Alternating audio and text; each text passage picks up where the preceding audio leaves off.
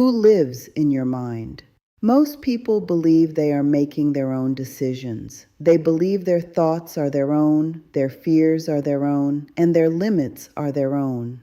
Their hesitation, their silence, their overthinking, and their need for approval are interpreted as personality. But before you can change your life, you must confront something far more foundational. You must ask yourself, who is actually making decisions inside you? Freedom is not the absence of restriction. Freedom is the presence of internal authority. Many people who appear free externally are still governed internally. They have no chains on their hands, yet their minds are still regulated. They have opportunities, but they hesitate. They have ideas, but they silence themselves. They have capacity, but they shrink before they act. This is not random. This is governance. Mental residency is the concept that something is already living inside your mind and influencing how you think, decide, and respond. It answers one question: who has permission to shape what feels safe, possible, or allowed inside you? Most people assume that because a thought appears in their mind, it belongs to them, but that is not how systems work. Systems do not only exist around you, they survive by embedding themselves within you. Over time, repeated messages become internal voices. Do not speak too much. Be grateful for what you have. Do not take risks. Stay where it is safe. That is just how things are. These are not neutral thoughts. They are inherited instructions. This is why it is an important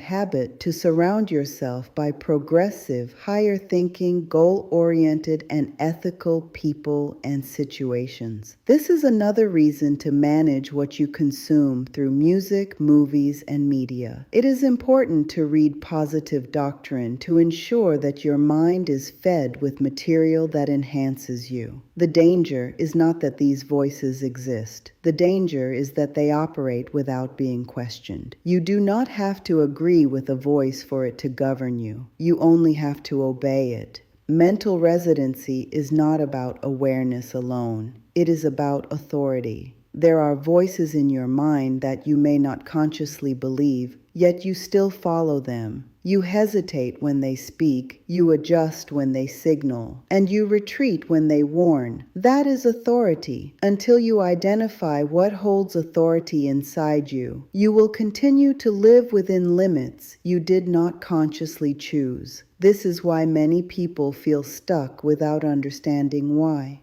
It is not always because of external barriers, but because internal authority has already decided what is allowed. You may want more, but something inside you tells you not to try. You may see an opportunity, but something inside you tells you it is not for you. You may feel capable, but something inside you questions your right to act. This is not a lack of ability. It is internal regulation. Systems are most effective when they no longer require enforcement. When a system has to monitor you constantly, it is still external, but when you begin monitoring yourself on its behalf, the system has moved inside. This is how control becomes invisible. You begin to silence yourself before anyone else has to. You begin to limit yourself before anyone else intervenes. You begin to regulate your behavior without being told. Eventually, you call it discipline, you call it maturity, and you call it being realistic. But in many cases, it is not realism. It is an internalized restriction. This is why awareness is the first step, because you cannot dismantle what you cannot see. Mental residency requires you to pause and observe your own thinking without judgment, not to correct it, not to fix it, but to identify it. What voice speaks when you are about to take a risk? What voice speaks when you consider rest? What voice speaks when you think about being seen, heard, or expanded? Whose voice is it? Not every voice in your mind belongs to your identity. Some belong to systems you were trained to survive within,